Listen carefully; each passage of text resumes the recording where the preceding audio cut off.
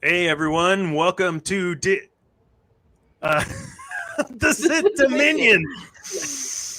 I'm Dr. Dana Martin, your host, and joining me the last several times, Mr. Zane Martin, the Zane. If you're tuning into other channels, there may be another Zane out there. We'll touch on that. That other Zane might come in. And of course, the wonderful Cat Holler. Cat, say hi to everybody. Hey everybody, how's it going tonight? So, yeah, man, how's everybody doing? Today we're going to be talking a little bit about Asajj, a lot. But before we get into that, just want to catch up on everybody since we were the set that performed this wonderful show last week. Just what has everybody been doing Star Warsy over the last week? Go ahead, Kat. Oh, Star Warsy, I have to admit, I've been falling down on that. But, because I had to check out Strange New Worlds, so I had to hop over to the other Star side and hop over and do some Trek. But, over at Geek News Now, we've been reporting on some good stuff. We just ended up Satire Summer with, the Oppenheimer experience coming to a theme park near you. So if you haven't checked that out yet, hop on over to geeknewsnow.net and see what my buddy Andrew had to say about the new theme park experience. It's all the new rave. That's fantastic. How about you, Zane? The only Star Wars related stuff I've done is I finished the second Chiss Ascendancy book. Ooh. Yeah. Other than that, I've just been binging Suits on Netflix. Suits. Good show. Is that good? Yeah. Good show. I saw Strange New Worlds. I started watching Mayor of Kingstown tonight. And that's a good one. Strange New Worlds in Paramount. I was like, is it good?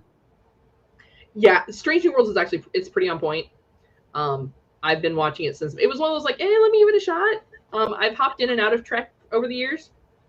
But yeah, if you're also looking for someone else to binge, which I believe is also on Paramount, there's Tulsa King. So check that out. No, this is the original Zane. This isn't Darth Zane. This is the original. Zane. This is the original Zane. Oh yeah, we got that. Someone came in and threw that down. There we go. The one only Zane with his camera froze as he was drinking his. See, that's the great time to screen capture and make those memeable moments. The memeable moments. Man. So one of the things that we're going to do on this show as we're kind of, finding our feet is really give opportunities to talk about what people do, whether that's around Geek News Now or whether that's authors or artists or what have you. So later on, we're going to be talking with Kat a little bit more about her, what kind of stuff she's amazing at for us, and a lot of stuff. If you're watching and you've seen stuff from my videos, then it's probably because of her. So throwing that out there, we'll talk a little bit later. On HoloNet, though, there is the Acolyte update. So I'll admit that I started working on a Why Do We Need This article a while back, and I shelved it because I was like, I don't know if I want to go that route. But I don't know if you all saw, there is an article on Inside the Magic talking about we potentially are going to get to see more of that whole Duel of the Fates, sabering, and some freaking High Republic. Well, forget the High Republic. Let's be honest. But Jedi by Gucci. Yeah. Jedi by Gucci. Yes, Jedi by Gucci. I love that. That's fantastic.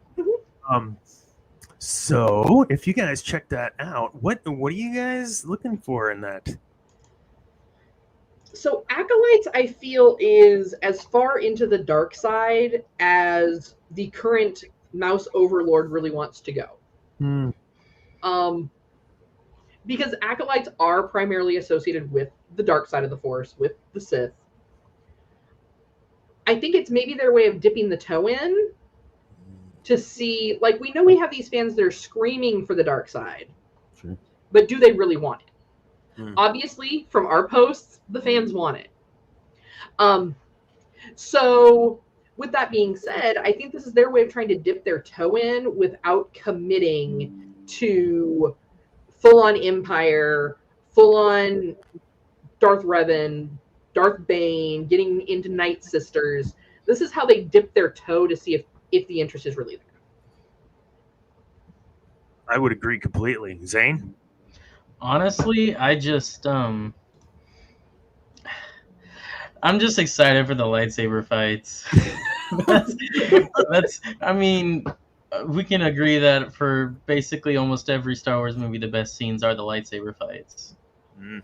I mean, look at Duel of Fates, Battle of Heroes, which are some of the best. But I mean, even looking at the article with how much choreography they're saying they're gonna have, I'm just excited for that. So, you guys, this is way before your time, Zane. But the Masters of Terras Kasi, you remember that video game?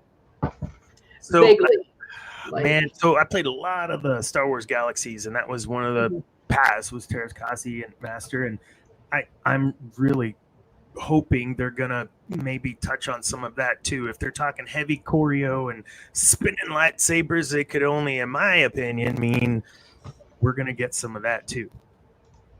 Well, I think they're figuring that's going to be their safety net because of the popularity that Ray Park brought to Darth Maul. Mm-hmm. Because he brought us some epic saber fights and epic choreography that he's actually been able to reproduce in public. Ray Park. I've seen him do it. I've seen him do it at a few conventions, like without missing a beat. So I think it's kind of like, well, if the fans aren't really into it, the saber fights will save it. Yeah. And they're not necessarily wrong. No. I would agree. Zane? I do agree with that. That being said, it really will be a tough one for them to hash out if all they're basing everything on is lightsaber fights. Because as cool as they are, you really can't have a story with fighting. Well, and I forget, 12 minutes of cinema footage for 6 straight months of rehearsal for Obi-Wan and Anakin. And when I heard them say, no, they are that fast, no tricks, they just rehearsed it and worked it. And what respect I have for them, one, as actors, to put in the effort like that, put in the time. But two, I mean, how much you're going to have to try to get folks like Ray Park that are already fluent in this style as the actors. Oh, Kat, go. You look like you're about to. Well, so yes and no. So I say that because while my theater background has given me sword fight choreography experience, out here in San Antonio, part of one of my cosplay groups used to have a very heavy Star Wars focused LARPing segment. And you could train someone in a Taru if they dedicated to it and spent like a couple hours a day working at it at full speed in like 6 weeks. That's insane. Yeah. Well, you're right. And I've got a little theater under my belt, and I guess you're right. I mean, we put on a full choreoed show in 6 weeks, and yeah. So but I mean, like, we, as part of the LARPing group, like part of going through that whole process, was learning those forms, every single form from Star Wars. That's awesome. That's crazy. So it is doable. The person that we always referred to as our Grand Master, like, I mean, he was good in the form he was good in. We had a guy who was like, he was our Ataru Master, and it was like watching him and the person that he worked with most commonly combat together was like watching Anakin and Obi-Wan. Real time. I mean, and the worst part is the fight went on, they just kept getting faster until someone got injured, and then, I mean, it's all fun and games. I mean, that didn't stop them, but they paused for a minute and go back down, you know. So it's doable. Michael's gonna die on this hill. It looks like. I'm right there with you though, like 100%. You got to walk such a fine line with that form, man. I love it. Yeah, I love it. And some of the forms are more rigid. Like, I mean, Ataru is your jump spin form. You know, plain and simple. Yeah. Yoda Yaddle. Well, but there's a reason, because it was designed for you to move fluently and take up a lot of space. So if you're thinking about it from the aspect of like a theater performance, if you want someone out on that stage that's just going to look really good, and you have someone who's not really great at sword fighting, you put them up against a Taru master, and it's going to look like the best fight ever, and they're probably only going to connect twice. Yeah. Swing and a miss, swing and a block. Yeah. Swing and a miss, swing and a block. Totally. Oh, we got this little man. I loved seeing Mace, man. That was the ultimate stance of come at me, bro. No, I love that scene though with him and Palpatine. I really hoped we would get. Hold on a second. We're still having some technical difficulties getting Darth Zane on. Apparently, Okay. Again, if this doesn't work, I don't know, David, what to tell you, my friend.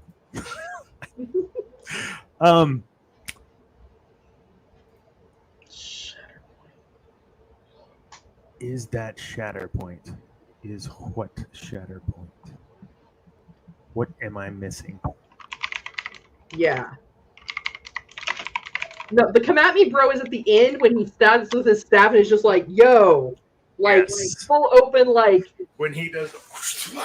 Yes. Yeah, because at that point you have no defense. From a sword fighting standpoint, you have zero defense in that stance. You're just like goading him, and oh my goodness.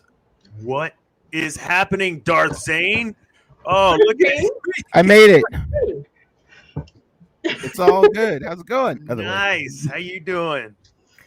See, that's what it was. See, all of a sudden Darth Zane shows up, and Zane's cameras and internet suddenly magically work. Look at that. Look at that. Hey. We needed both sides of the Force. It's the Force. That's right.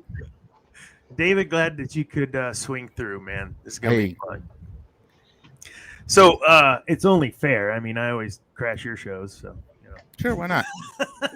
So for those I'll come on and hang out with you, Scythians. Heck yeah, Sith is the way, man. Dark side's the best side. Amen. Let's see.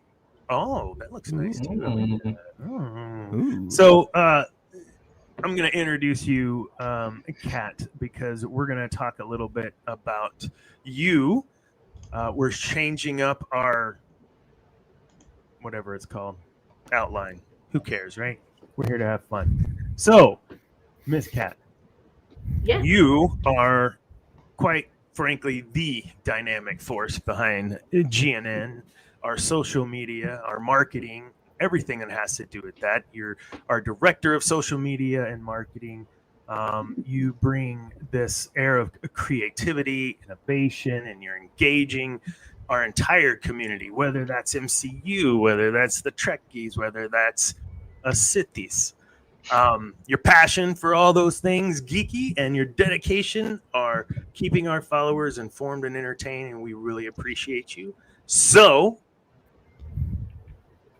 now I can do an actual introduction and say, Miss Kat, thank you for joining our show. I didn't do this for you last time, but man, we are so excited to have you here. I mean, really, it's just, you know, my accumulation of all my hobbies gets to spill out into what is GNN. Because my hobby is collecting hobbies. You know, and I think, you know, coming on to this is such a large geekdom world of GNN. I got sucked in initially following David Gramillion way back, and then, you know, here I am 3 years later. He just has a way of sucking you into his stuff. And yeah, so tell us how you came to be at GNN. So I know David. You know, to your point, I met David through the cosplay group I was speaking about. Here's Villains of Cosplay here in San Antonio. And he had because we knew some other Star Wars groups or Star Wars LARPing type groups at the time. And it was like, hey, you know, this guy's got this cool radio show. And so we got to know him way back when he had the radio show in syndication. Mm-hmm. Then he was like, you know what? It's time to do something else. I kind of want to move on to something else. And in 2019, it was when he started talking about GNN. He was looking at getting it all rolling like in the fall. And I was like, all right, hear me out here, David. Fall is not good for me. If you want me to start something in fall, I will do nothing. but stare at you and be like, because fall just was not good. So I said, how about this? Talk to me again as we start getting into January 2020. He's like, all right. Talked to me then, brought me in as part of the writing team. And then miraculously COVID hit. And so we were put in a unique situation to start standing up a geek news organization without the ability to get out in the public. And we did it. We had a team of writers. We had some AV folks. I think we were just starting to get some podcasts like early 2020 coming on. We had Twitch. We had Twitch going on too. Twitch had gaming. Yeah, we did have a gaming team at the time. I forgot about them because they've kind of. Yeah, we want to bring them back, but we just haven't had the opportunity yet to bring back in a gaming team. And yeah, so then from there, once things started opening up again, I'm fairly well adept at in-person events. Not just from my cosplay group, but I mean, I've been conventioning since you could walk up to San Diego Comic-Con and buy a ticket same day. So, from there, as we started getting more and more events, trying to encourage people like, hey, get out there as you feel comfortable. We know that everybody's comfort level after being stuck at home for 3 years was different. Some people were ready to get out there and do it again. Some people are like, not so sure about that. But, folks like me, Darth Zane, also known as David Furr over there, David himself, we started getting out to more events in the public, which then, of course, has just kind of slowly grown. We're working on getting more people out. But because of my experience with all of that was how I got into doing public affairs, because I'm really good at like researching, like, hey, what's going on in your area? Like, you give me a town and you tell me the distance you're willing to drive, and let me see what I can find for you. Nice. And then recently, I transitioned over into social media marketing, so that we can keep getting the word out. Let all the geeks out there know there are plenty more people like you out there. So, no matter what your fandom is. And you've been instrumental in us getting folks to even know about that this show is coming on now. And I really appreciate that. Yeah, but you needed me content, and I just like stuck shiny stars on it. Like, I churched it up. Like, I love that.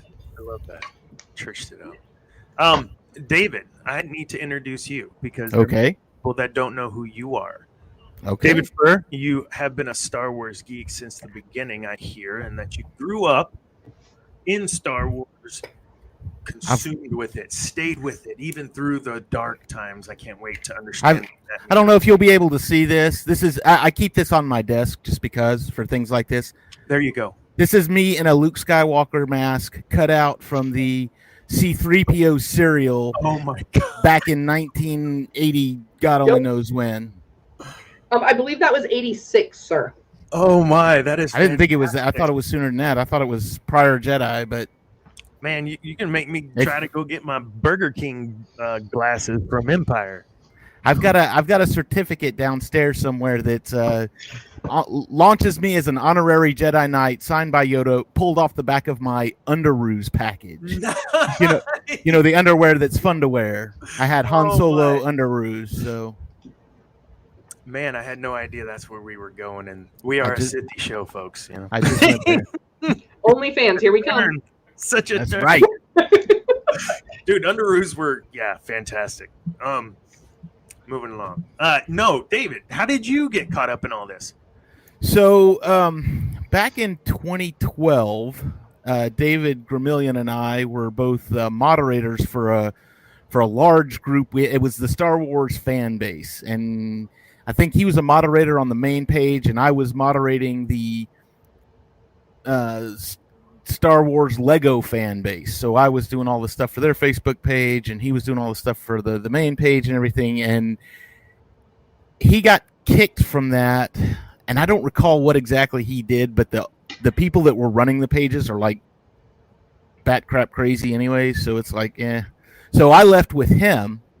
Well, then he, I was friends with him on Facebook, and I just kind of kept up with him. We chit-chat back and forth every once in a while. And then he started the radio show, and I I wouldn't go. The radio show. I don't live in San Antonio. I live in Denton, which is like about 4 or 5 hours north of San Antonio. Long ways away. But the radio show, he would do a live stream for the radio show. That it was a pre-recorded radio show. He'd do a live stream for it on Thursday nights, I think. Mm-hmm. And I Thursday night, that was my night. I just turn on the live stream and listen to that, and it was great. And then in fall of 2019, like Kat said, he comes and he says, "Hey, you want to come write?" And I was like, "Okay." And started there. I started writing in 2020, I think it was. Maybe it was 2020. No, it had to have been 2020. Yeah, I think you and I came in around the same time. Like, I think you'd been there just a little bit before I had. Yeah, it was November. I know it was November 2019 was when my first article was published, because that was like, I just remember that because that's one of those cool things. It's like, it's my first article. Woo! I'm published. Awesome.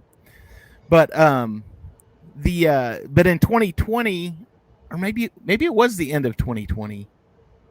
Or maybe the first of 2021. The first of 2021 was when I took over the Literary Legion. I was the head of the literary people, and I think that was 2021. Yeah. And I did that for a long time, and then I got a new job, and I just couldn't keep up with it. And I was like, I gotta. Plus, I had MCU Mondays we were doing, and I had Cantina Happy Hour, and my wife was like, "You spend all your time at your computer," and I said, "Yes, dear." She said, "This is the most expensive job you've ever had," something along that line. I don't know. She says, "You don't pay attention to me." I don't know. I wasn't really listening. Edible arrangement or tips? My husband says words, and I nod. I'm like, okay. Sure. Hold on. Hold on. I'm making a TikTok. Yeah. So that leads us up to here. I write once in a while still. I don't write near as much. I used to crank out 4 or 5 articles a month, and I just don't write near as much as I do. And of course, I host Cantina Happy Hour on Thursday nights and MCU Mondays on Monday nights. I actually just picked that one up. Chris Cassidy was hosting that show, and he kind of decided to step down. So Debbie and I begged him, and he said, "Yeah, y'all can have it." And we were like, "Sweet." So that's where we are. Well, I will say, as the noob, I just really appreciate everything you all have done. It's been fantastic. Like you said, you remember that first article. It's like, oh my gosh, that's my stuff. Oh, and then this one caused the stink already. My bad. Well, and it's real funny because, Kat was saying about conventions and stuff. And in 2019, we were starting off, and we were, it was going good. And Fan Expo 2020 had been scheduled, and Dave and I had written them, and we were already in contact with them, and we already had press passes, and we were ready to go. And then everything started shutting down, and it was like, okay, it's still in June, so we're okay, we'll be fine. And then as we got closer and closer to June, and everything was still closed, I'm like, please, let it still. Then we got to June, and I was like, crap. And right, like the true Sith that I am, every time they'd be like, no, it's gonna be okay. I was like, we'll see. Like, oh, we got this thing coming up here. It's scheduled. Okay, we'll see if they don't cancel that. June's 3 months out. They'll have this thing figured out by then. There was a lot of that. Yeah. There still is a lot of that. No, they're coming back. No, they're not. Oh, my goodness. Well, thank you, too, for joining, and Kat for joining again. We'll anytime. Talk about you again sometime, Zane. You'll be around. You're my, oh my gosh, I need some help. Come on, son, bail me out. Well, I'm sure there'll be times I'll have to bail you out in the future. That's just how it works, right? So thank you guys for our Korriban Corner. We're gonna move into our deep side dive with Dr. Dana Martin. I just barely finished, not even finished actually. I'm like 5 minutes away from finishing Dark Disciple, and we're gonna talk a little bit about Ventress, and some of it we'll touch on this a little because I think there's 3 main points I'd like to get y'all's feedback on. The first being resilience with her. She's very resilient through, from my opinion, everything from being a Jedi and being a Night Sister, being a bounty hunter, being a I mean, she's running the gamut, and there's a certain level of resiliency I think in her story that we can take from, and not. This is a dark side thing because as through Dark Disciple, she's very much like no, I still am dark, right? So wanted to get y'all's thoughts straight away on that piece on her adaptability and resiliency. Well, I'll say this as far as resilience goes. She's already died once. and everyone seems to forget that, and they brought her back to life. So, you know, the whole thing with the 2003, was it the 2003 micro series? Mm-hmm. You know, the first run of that, she died at the end, and I was like, oh, okay, they brought in this new character and they killed her. Great, awesome. And then all of a sudden, the Clone Wars happened in 2008, and it's like, oh, all right, they brought her back again. That's cool. In a good way. Yeah. Maybe. Well, I mean, but she showed resilience early on. Yeah. Because, and you guys correct me if I'm wrong on this, because it's been a little while since I've gotten into my lore. But if I remember correctly, she was taken as basically as part of a Force-sensitive batch of Night Sisters that were enslaved. Yes. So she was brought up in forced servitude to a tyrant. And so here's this almighty, all-powerful, Force-sensitive Night Sister. Which, if you want to talk about a force to be reckoned with, that's it.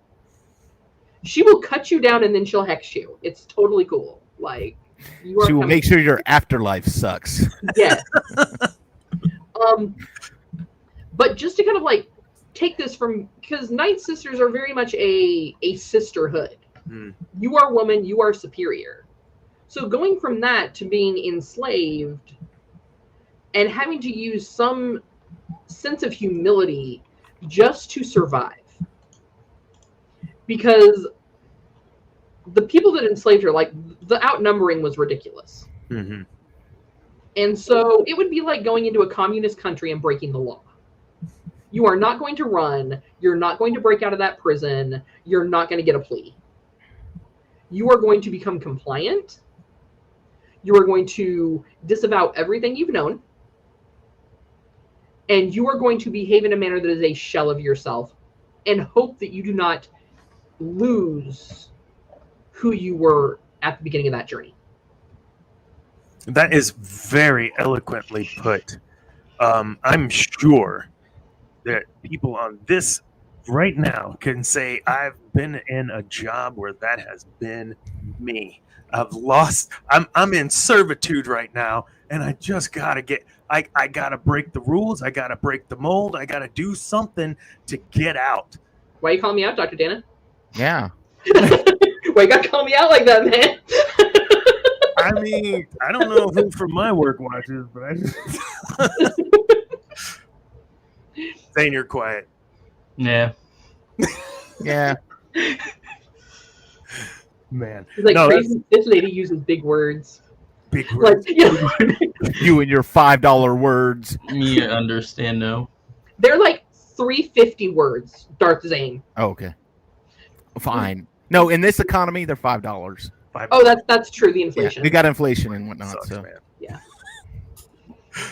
Well, when you look at Ventress and like specifically moving to what she had to do in her bounty hunter life and crossing Boba and living to tell about it and some other things, that those relationships and that rapport, it was there, even though and you see it in Dark's Disciple where Boba's like, who and do you think you are? And she played him like a fiddle because she knew him, her Sithy ways, her brilliant ways of knowing her enemy, knowing everything about him and being able to influence them to get what she wants. Those relationships and that rapport carried over years later. And I would love to hear your thoughts on that relationship. Boba's always front and center lately because of his own show and everything else. And I don't want to belabor Boba, but Boba and Ventress's relationship was unique, and I wanted to hear if you guys had any thoughts on that. Y'all go. I have not watched that line of the Clone Wars in a long time. Zane. So it's on my list of things. No, I'm sorry. I was reading Darth Zane saying, "Come on, Zane," and then now I look at you, Zane. But no, I mean, yeah, she. When we are in those situations, even when we're getting cut down, and not to reflect on Maul and how you can get cut down in your job, that yes, resiliency, but you got to have relationships in not only your place of business, but in your life. Not necessarily besties everywhere, but just folks that you know in your circle that you can depend on, and that can depend on you. I have no doubt that Boba knew, push come to shove with their relationship, she'd be able to support him in something where the creds right. Right? Well, I mean, let's face it, a lot of what we know of Boba Fett is from the childhood memories we have of playing with our dolls in our room. Sorry, gentlemen. And They were action figures. Action figures. It never I'm left sorry, the box. your action figures are never going to live up to live action, which is, why everyone was so disappointed there. But like you said, for Boba and Ventress, they had a business arrangement. Like, they were work besties. Like, you know what? You do this part of my job, you help me with this part, we help each other. But we don't go out to happy hour together. Like at 5 o'clock when we punch out, we punch out. Yep. And there's nothing wrong with that. And the same that's part of how you keep that separation. And the same could be said about Ahsoka too, because she partnered with Ahsoka at least during Ahsoka's trial and false accusation and all that. That one I remember. Well, that though may have been more of a pairing from a place of empathy. Because here, and I'm still amazed that she made her way back into the Night Sisterhood. Even though she was taken out as a slave, to get out of that situation, she became Jedi. She transitioned to bounty hunter, and then came back to Dathomir to rejoin the tribe. So here is a woman who I'm sure on some level has been very outcast, and she has been made the villain of so many people's story, whether she deserved it or not. So here she sees someone else who's in that same situation, who's being singled out unfairly. Well, here, let me give her one ally. Yeah. And later on, that being that ally, there may be some benefit. Quinlan Voss. Mm-hmm. I mean, she sensed him already, had been having some doubts. And can we? Okay, I know I just read it, so it's all fresh. But the Jedi Council ordered a hit on Dooku. To me, that's one of the most hypocritical, and maybe I just don't understand Jedi, and that's why I'm all over here on the Sith side. But if you're gonna say one thing, then you dang well better act that other, or act that same thing. You do something different, like, okay, yeah, we're about peace and love and joy, and then hey, I need to go on this secret mission. No, they're about peace, love, and joy as long as they're in power. The Sith are just honest about where we stand. Thank you. I'm sorry, man. Darth Zane's No, I was going to say, you've got the whole thing, too, with we don't want the Sith coming back. So we don't know where the master is. We got them always there, too. They're our master and apprentice. Yep. So we don't know where the master is, but we sure as crap know where that apprentice is, and we can get him. And look, at the end of the day, that'll draw the master out. Jedi aren't strong enough to take out two people. That's exactly what I was about to say. You had two. Mm-hmm. And you had thousands. Oh, man. It just seems that one side is more powerful. No, not more powerful. No, maybe. Easy, more seductive. Maybe. Well, I mean, also, we are the hide-and-seek champions of the world. Yeah. We will blend. We will hide. But what we call that in modern day is modern guerrilla warfare. The enemy of my enemy is my friend. And if the enemy doesn't know what I look like, they'll never see me coming. I like to call it covert peer influence. I got something for everything. But you're exactly right. And kind of the tertiary piece here was I like to try to use real world examples. Reed Hastings, the Netflix CEO, love him or hate him. Look, at the end of the day, he made a pretty bold move to make the switch. I remember getting in on Netflix DVD mail in way back when I got my first DVD player. Probably some folks listening don't even know what that's about, but it was exciting. And you got all, just a subscription. You got all these DVDs, and then they started slowly not having the DVDs and streaming. But that was a bold decision to make in light at that time of the Blockbuster that was still alive and now selling Blu-ray or renting out Blu-rays, all Hollywood Video, Blockbuster, the list goes on. And who's still here? Netflix. Mm-hmm. So, bold decision, going to Boba for help. Bold decision, going to save Quinlan Voss. Working with the Jedi again, risking her getting taken by the Jedi and executed to save Quinlan Voss. That was a bold decision and something I don't know I would have had the gumption to do. But what are y'all's thoughts on that? Well, if we're talking real world, it also gets back to what Warren Buffett has always said about you need people around you. Mm-hmm. You need people who believe in your cause. You need people who are going to inspire you. You need people who are going to support you. Yep. Now, those people are not always one and the same. Those people are not always your family. Those people are not always your friends. There's a common saying in small business that nobody will support you and be a bigger cheerleader for you than strangers you've never met. Because the online community of people out there that are small business owners or people that have their side hustles that are entrepreneurial, they have their circle of people because it's other people that are like-minded. When you're talking about Ventress in this particular situation, look at Count Dooku. Very like-minded.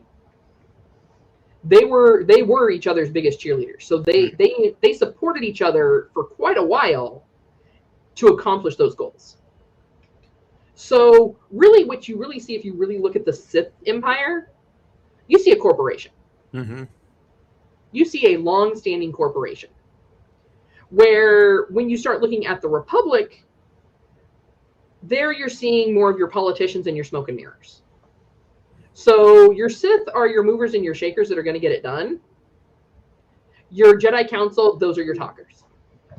Anakin had it right. I mean, if they're not going to listen, they should be made to listen.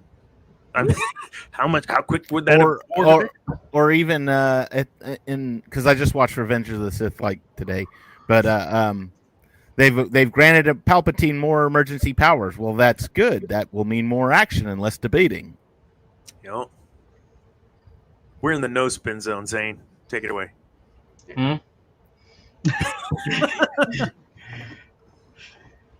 I want your thoughts on that. Thoughts on? Can you re-say what you were talking about? We've had a long conversation. on Ventress and her using folks for her benefit. Not using, but making those relationships, building those relationships. Networking. Networking. Thank you. Mm-hmm. Perfect. Honestly, I think you can see a lot of similarities, yes, in Dooku, but also in Palpatine. Mm-hmm. I think we talked about it on the first episode. Palpatine had his circle around him who got things done. He was the one who told them everything. And how he moved through everything was because of them. Same thing with Ventress, She always had her people. She knew who to call. And I think that was a very big part of how she was able to succeed for so long. Even with Darth Maul and Savage, because that was a thing. Yep. I think also you got some. It just hit me. Autonomy. So the Jedi Order, you get your marching orders and directions. You're going to go here, Master Windu. You're going to go here, whatever, as decided by the Council. You're told what to do and where to go. You have zero autonomy to improvise, and then Anakin gets crapped on by Obi-Wan because he's improvising. I mean, come on. That is what We call it want as ad lib. people leaders. I want someone autonomous that I can say, this is the goal. You do whatever you can do within the ethical bounds of our business to do and get done what needs to be done. Sorry, man. That just hit. I hit hard the way that you explained that. Never thought of that. Jedi have to answer for everything they do, and Sith just act based on their passion and what they believe the situation calls for. Is that so bad? Yeah, so the Sith really should get like a 3-letter acronym called GSD. Get Yes. stuff done. Get stuff done. Yes. Yeah, we'll go with stuff. We'll go with stuff. We'll Prime keep time. it PG. Keep it PG. Awesome. Well, thank you guys for that. That was super fun. One of the better conversations I think we've had.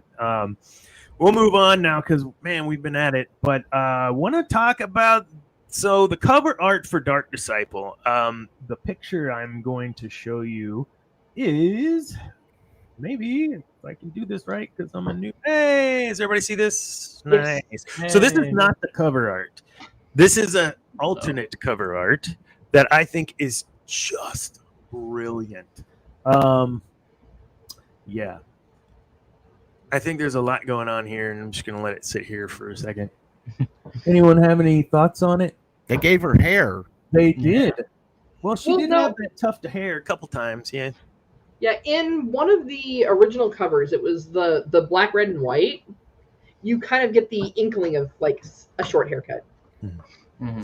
So for those of you playing along without video, you've got Quinlan Boss in a classic, whatever.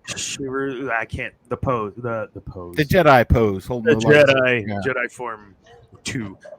He's standing there and looking just sick and intent at your eyes, at your gaze. And then you've got right to his left, Ventress just staring down, looking at her yellow blade, just contemplating. And I highly recommend that book. Debbie pointed out a while ago. Yeah, it's a great book. It is. It's so good. Dark Disciple. Check it out. Alternate cover art. All right. I'm not going to hit end stream like I almost did last. Oh, don't do that. Yeah, I got to find how to get back live. I'm not good at this. You gotta on your left hand side. There you go. Woohoo! I feel We're all still here. I like Chris Pratt. Okay. All right. So, wow. This has been a great episode.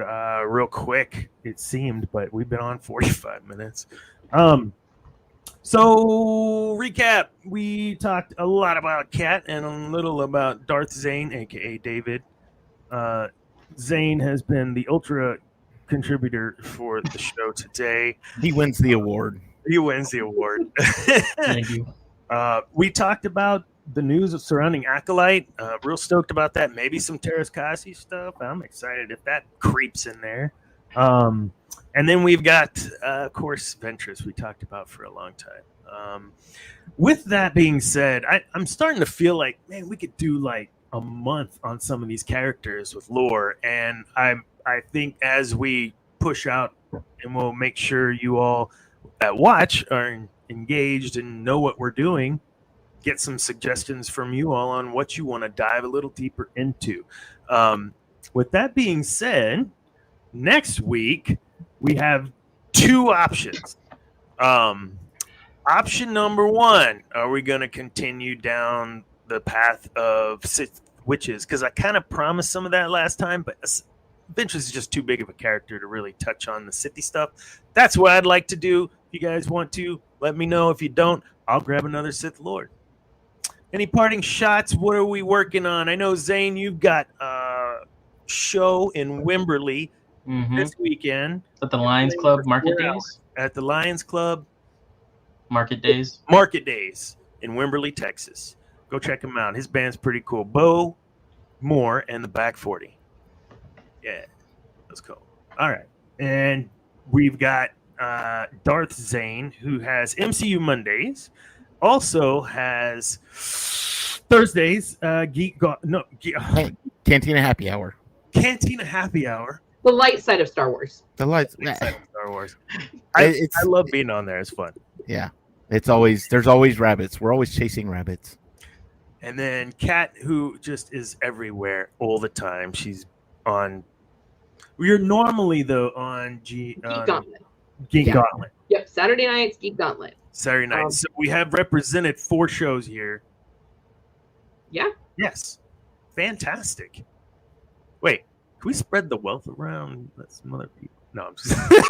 I asked Dave Gramillion about a raise, and he said, "I'll give you 25% more than what you're making right now." Whoa, that's insane. You know, someday he's gonna have to use those words because I'm looking forward to it. He said, "Sid, go fun do in your the old- things and promote." Like, it's a lot of fun over in the old writers' chats. I will sign off here shortly, but man, thank you all so much. Check out Geek News Now official on YouTube, which is where you're at right now, unless you're listening on a podcast. You'll see the Sith Dominion. You'll see Cantina Happy Hour. You'll see. Wait, we still got Cam in Focus. Are we still doing Cam? Yes, he does. He does. His show is just once a month, and it's not really a. He does a recording just once a month. Sure. And he does those minute things too every now and then too. 60-second reviews. Yep. Yeah, those are fun too. So check all that stuff out. Man, there's all kinds of stuff. And Geek News Now official. It's our new page, our new landing page for YouTube. GeekNewsNow.net.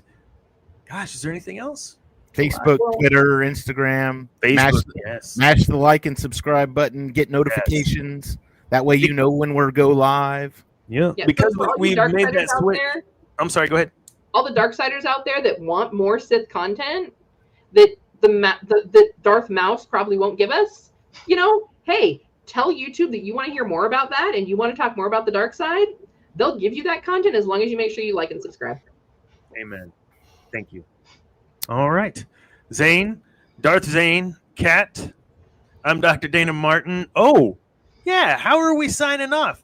We need to come up with something better than whatever I did in that first episode. So that was terrible. If you don't, I'm not going to repeat it. You guys got to see it. But I will stick with pieces of lie. There is only passion, kids. Always remember that. We'll see you guys next week. Maybe if I can hit the thing on the post, I might be able. Where is the video for the? Okay. Or we're just gonna sit here and keep streaming for the next week. And then you can watch it this week. All right, take it easy, folks.